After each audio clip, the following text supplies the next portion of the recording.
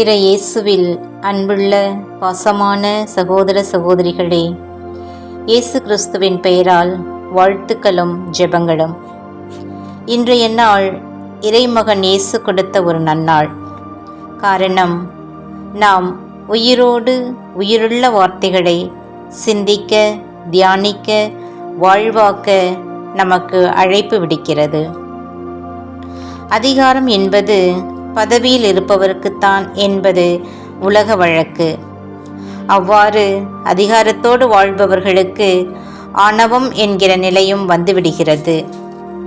அன்பு உள்ளங்களே, இன்றைய நற்செய்தி வாசகம் மார்க்கு எழுதிய நற்செய்தி அதிகாரம் 1 இறை சொற்றொடர்கள் 21 முதல் 28 வரை.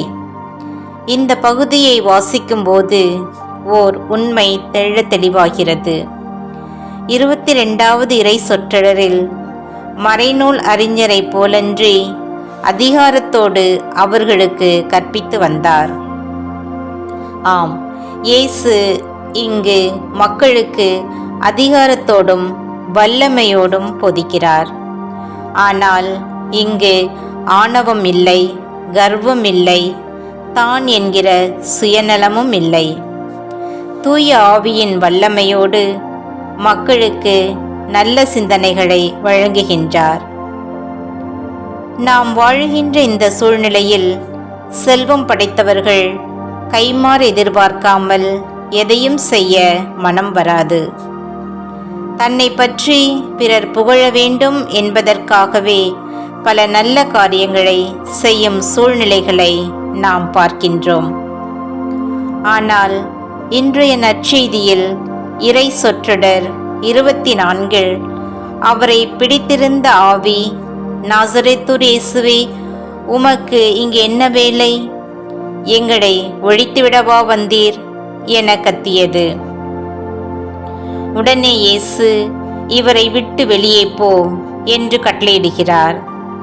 ஆம் அன்பார்ந்தவர்களே, இங்கு இயேசு எதையும் எதிர்பார்க்கவில்லை. இந்த புதுமையிலிருந்து மக்கள் என்னை அரசராக்க வேண்டும் என்ற எண்ணமும் இயேசுவிடத்தில் இல்லை.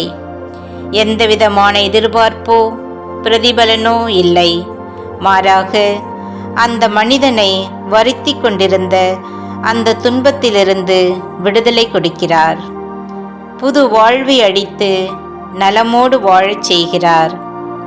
இயேசுவின் இந்த அன்பு பணி 28வது இறை சொற்றொடரில் கலிலேயாவின் சுற்றுப்புறமெங்கும் பரவியது என்று வாசிக்கிறோம்.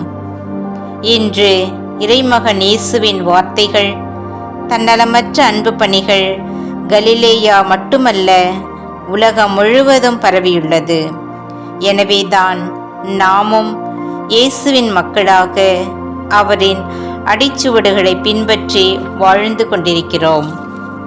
அன்பு நெஞ்சங்களே, புலர்ந்த புத்தாண்டிலே நம் உள்ளங்களை இறைவனிடத்தில் ஒப்படைப்போம்.